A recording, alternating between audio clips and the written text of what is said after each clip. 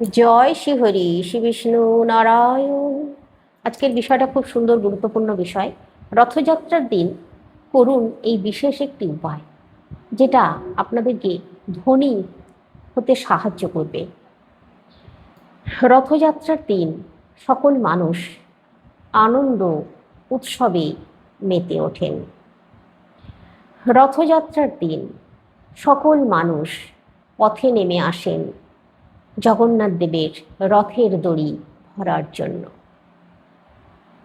আপনাদেরকে বিশেষ কিছু গুরুত্বপূর্ণ তথ্য জানাই। রথযাত্রা, এই যে যাত্রা, যে উৎসবের পিছনে যাত্রা লেখা থাকে,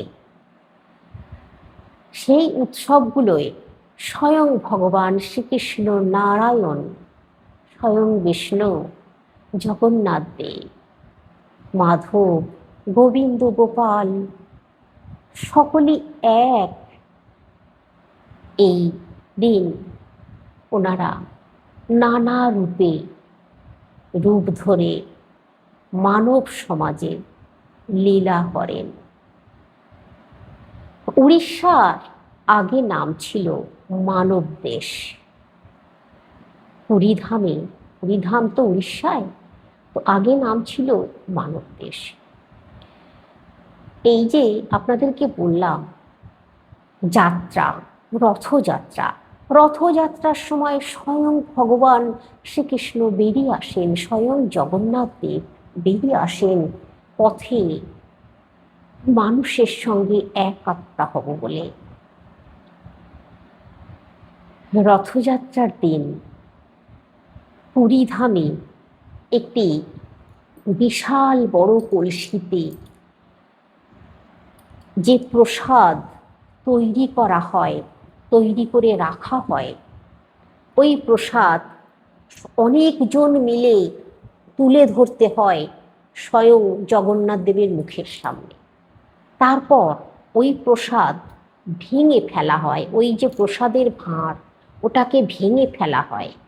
কেন জানেন? আমরা যারা জীবিত মানুষ, তারা পথে বেরিয়ে আসি জগন্নাথ দেবের রথের রশি ধরার জন্য, জগন্নাথ দেবকে দর্শন করার জন্য। কিন্তু যারা পরলোকে গেছেন, সেই রকম বহু আত্মা আছে যারা জগন্নাথ দেবকে দর্শন করার জন্য, জগন্নাথ দেবের ভোগ প্রসাদ গ্রহণ করার জন্য, সেটুকু গ্রহণ করে তারা শান্তি পাবে, তাদের আত্মা তৃপ্তি পাবে, তারা মুক্তি পাবে। সেই জন্য তারাও কিন্তু এই দিন বেরিয়ে আসে। আর ওই যে প্রসাদের ভাঁড়, বিশাল প্রসাদের ভাঁড় ভেঙে ফেলে, ওই প্রসাদ মাটিতে গড়াগড়ি খায়।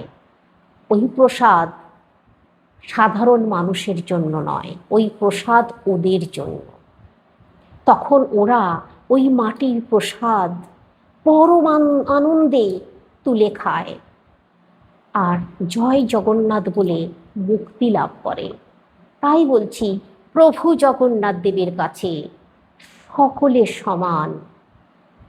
গরিব, ভিখারি, রাজা, মুচি, ব্রাহ্মণ, দুষ্ট, সবাই সমান। সবাই একবার জগন্নাথ দেব, জয় জগন্নাথ দেব বললেই তাদের ভেতর থেকে, যদি কোনো তাদের ভিতরে কালি থাকে, সেগুলো নিমেষের মধ্যে দূরে চলে যায়, পাপ মুক্তি হয়। তাই জগন্নাথ দেবের কাছে সবাই সমান। জগন্নাথ দেবের চোখ কেমন হয়? গোল হয়, আপনারা সকলেই জানেন। কিন্তু পটলচেরা চোখ ভগবান শ্রীকৃষ্ণের। জগন্নাথ দেবের চোখ গোল এই কারণেই, জগন্নাথ দেবের কাছে সকলে সমান। তবু শ্রীকৃষ্ণের কাছে কিছু কিছু সময় আলাদা। তো তেমনি ঝুলন যাত্রা, এখানেও কিন্তু যাত্রা কথাটা আছে। এই ঝুলন যাত্রার সময়তেও ভগবান বেরিয়ে আসেন দোল খাওয়ার জন্য। মানুষের গৃহে গৃহে ঝুলন যাত্রা উৎসব পালিত হয়। আবার রাসযাত্রা, এই রাসযাত্রার সময়তেও ভগবান শ্রীকৃষ্ণ গোপিনীদের সঙ্গে নৃত্যে মেতে ওঠেন। সেই রকমই রথযাত্রা। আর এই রথযাত্রা সময় স্বয়ং পুরীধামের যিনি রাজা ছিলেন তিনি সোনার ঝাঁটা দিয়ে পথ পরিষ্কার করছিলেন। কেন জানেন? ওই যে বললাম, নিজের ভেতরের অহংকারকে দূর করার জন্য, সাধারণ মানুষের সঙ্গে এক হবার জন্য, যে আমি আমার ভেতরের অহংকার ত্যাগ করছি। তাই এই রথযাত্রা হচ্ছে অহংকার ত্যাগের দিন। এই রথযাত্রার দিন সবাই মিলেমিশে ভাই ভাই হয়ে রথের দড়ি যদি কেউ ধরতে পারে তার জীবন মঙ্গলময় হয়ে ওঠে। রথযাত্রা একটি বিশেষ কাহিনী বলছি। এক মুসলমান ছিলেন, তিনি এক হিন্দু নারীকে বিবাহ করেছিলেন। আর তার যে পুত্র হয়েছিল সেই পুত্র একবার খুব অসুখে পড়েছিল। তখন ওই রমণী, কিন্তু ওই রমণীকে কোনো দিক দিয়ে বাধা দিত না। ওই রমণী জগন্নাথ দেবের খুব ভক্ত ছিলেন, জগন্নাথ দেবকে খুব ভক্তি করতেন। উনি শাঁখা সিঁদুর সব পরতেন, তাতে কিন্তু ওই মুসলমান ব্যক্তির কোনো বাধা ছিল না।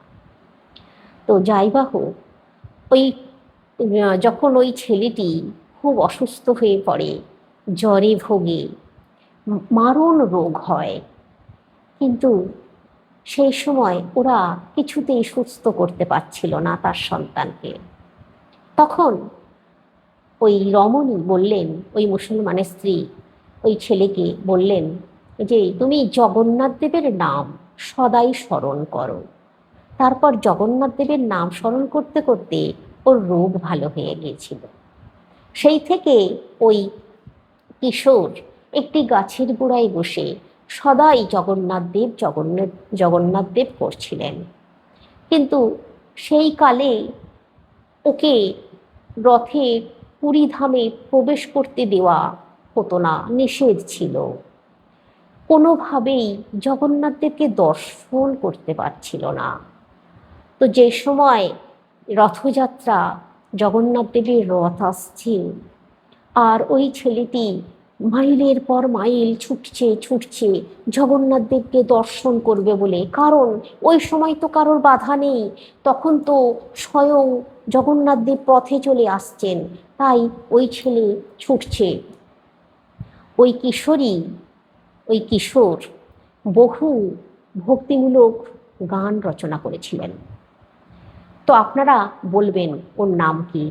আপনারা যারা জানেন অবশ্যই বলবেন, আমাকে কমেন্টে লিখুন, আমি কমেন্টে জানিয়ে দেবো নাম। আপনারা আগে বলুন, যারা জানেন না আমি কমেন্টে জানিয়ে দিচ্ছি। তো আপনারা বলুন ওই কিশোরের নাম কি, বা ওই কিশোরের বাবার নাম কি? আপনারা সবাই জানেন, আমি জানি। তো যাই বা হোক, যেটা বলছিলাম, ওই কিশোর ছুটছে ছুটছে, আর জগন্নাথ দেবের রথ মাটিতে চাকাটা বসে গেল, থেমে গেল। সবাই তখন হৈ হৈ করে উঠেছে। আর ঠিক সেই সময়ই জগন্নাথ দেবকে দর্শন করলেন ওই কিশোর। ওই কিশোর তখন যুবকে পরিণত হয়েছে, দর্শন করল। তারপর জগন্নাথ দেবের রথ আবার নিজে নিজে গড়াতে শুরু করলো। তো সেই সময় থেকে ওই কিশোর যখন মারা গিয়েছিলেন বৃদ্ধ বয়সে, ওনার সমাধি আছে, ওই সমাধির কাছে জগন্নাথ দেবের রথ থামানো হয়। তো এটা বিশ্বাস একটা ঘটনা। তো যাই হোক, যেটা বলছিলাম আপনাদেরকে, এই রথযাত্রার দিন আপনারা যে কাজ করবেন, যে জিনিসগুলো কিনে আনবেন গৃহে, এই রথযাত্রার দিন একটি ময়ূরের পালক অবশ্যই যদি কিনে নিয়ে আসতে পারেন, আর বাড়িতে কিনে নিয়ে এসে ওটাকে সামনে যদি কোনো রাধাকৃষ্ণের মন্দির থাকে বা শ্রীকৃষ্ণের মন্দির থাকে, যদি ওটা দিয়ে আসতে পারেন, খুব শুভ ফল পাবেন এই কাজটা যদি করতে পারেন। রথযাত্রার দিন আপনারা আপনাদের গৃহে একটি শ্রীফল কিনে নিয়ে আসবেন, আর ভগবানকে নাড়ু তৈরি করে ভোগ নিবেদন করবেন, আর ওই নাড়ু প্রসাদের মতো সকলে গ্রহণ করবেন। আর ওই যে নাড়ু তৈরি করেছেন ওইখান থেকে কিছু নাড়ু, আপনারা 11টা নাড়ু তুলে নিন, নিয়ে বাড়িতে প্রসাদ ভগবানকে নিবেদন করুন। আর 11টা নাড়ু নিয়ে নিন, নিয়ে একটা হলুদ কাপড়ে বেঁধে নিন, হলুদ নতুন শালু কাপড়ে বেঁধে নিন ওই নাড়ু কটা। এবার কি করবেন, ওই নাড়ু নিয়ে আপনাদের সামনাসামনি যে রথ আছে সেই রথে দিয়ে দেবেন, আর রথের দড়িটা একটু টানবেন, টেনে ওই রথে দিয়ে দেবেন।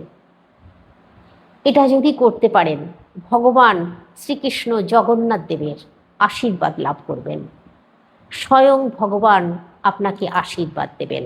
আর এই শ্রীফল অবশ্যই একটি গৃহে নিয়ে এসে নাড়ু তৈরি করবেন। চিনি দিয়ে বা মিছরি দিয়ে নাড়ু তৈরি করতে পারেন, গুড়ের নাড়ুও তৈরি করতে পারেন, কোনো বাধা নেই। এবার আপনাদেরকে বলবো, এই রথযাত্রার দিন আপনারা আপনাদের গৃহে যদি কোনো ছোট শিশু থাকে বা যে কেউ ছোট বালক বালিকা, ছোট শিশু কন্যা হতে পারে, কোনো অসুবিধা নেই, শিশু হলেই হবে। তো শিশু কন্যা বা শিশুপুত্র যে কেউ হলেই হবে। আপনারা করবেন কি, একটি রথ কিনে নিয়ে আসবেন, ছোট রথ কিনে নিয়ে এসে ওই রথে একটি পাটের সুতো বেঁধে দেবেন, দিয়ে আপনারা আপনাদের গৃহে যদি কিছু মানে তৈরি করা মালপোয়া বিশেষ করে যদি তৈরি করতে পারেন তাহলে খুব ভালো হয়। মালপোয়া তৈরি করে আপনারা ওই রথে রাখবেন, আর ওই রথে অবশ্যই জগন্নাথ দেবের একটি পিকচার রাখবেন, কারণ রথটা টানতে হবে, তো জগন্নাথ দেবকেই রাখবেন, রেখে রথটা টানবেন আর ওই মালপোয়া রাখবেন। ওই মালপোয়া যদি রথ টানার সময় কোনো ছোট 5টি শিশুকে খাইয়ে দিতে পারেন, খাওয়াতে পারেন, তার হাতে দিতে পারেন, তাহলে আপনার ওই সন্তান, আপনার সন্তান, নিজের সন্তান, তার ব্যক্তিত্ব তৈরি হবে, সে একজন ভালো গুণী ব্যক্তি যত বড় হবে তৈরি হবে জগন্নাথ দেবের কৃপায়। তাই বলছি, একটা রথ কিনে নিয়ে আসবেন, বাড়িতে মালপোয়া তৈরি করবেন, করে রথে রাখবেন, তারপর রথ রাস্তা দিয়ে টানুন, আর ওই মালপোয়া বাচ্চাদেরকে বিতরণ করুন। এইটুকু বলছি। এই কাজটা ধনী দরিদ্র যে কেউ করতে পারেন তার সাধ্য মতো। যার পক্ষে 5টা মালপোয়া তৈরি করা সম্ভব সে 5টাই তৈরি করুন, 1টা 2টো কাউকে দেবেন কারোর হাতে, তাতেও হবে। যার যেমন সামর্থ্য করুন, আর যার অনেক সামর্থ্য সে অনেক বেশি বেশি করুন। অনেক বড় একটু রথ কিনে নিয়ে আসুন, সেখানে মালপোয়ার হাঁড়ি বসিয়ে রাখুন, আর প্রত্যেকের হাতে মালপোয়া বিতরণ করুন। এত খুশি, এত খুশি, এত আনন্দ আসবে জীবনে, যা আপনি আগে কোনোদিন কল্পনা করেননি। দেখবেন, আমার কথা মিলিয়ে নেবেন, রথযাত্রার দিন এই কাজ অবশ্যই করবেন। আর ওই শিশু কন্যা বা শিশুপুত্র ওদের দিয়েই ওই রথটা টানাবেন, ওরা টানবে রথ। ওরা যখন রথ টানবে, আশপাশ থেকে কেউ এসে রথের দড়ি ছোঁলো বারণ করবেন না যেন। আর ওরা রথ টানবে, রথে থাকবে মালপোয়া, মালপোয়া একটা করে দেবেন কারোর হাতে, হাতে হাতে তুলে দেবেন, তারা খাবে। আর আপনার ভেতরে একটা আনন্দ তৈরি হবে। আর ওই আনন্দ, ওই খুশি আপনাকে আগামী দিনে পথ চলতে সাহায্য করবে, আপনার শিশুকে বড় হতে সাহায্য করবে, আপনার শিশু সামাজিকভাবে মাথা উঁচু করে সম্মানের সঙ্গে বড় হবে, জ্ঞানী গুণী ব্যক্তি তৈরি হবে, অনেক বেশি প্রতিষ্ঠা পাবে সমাজে।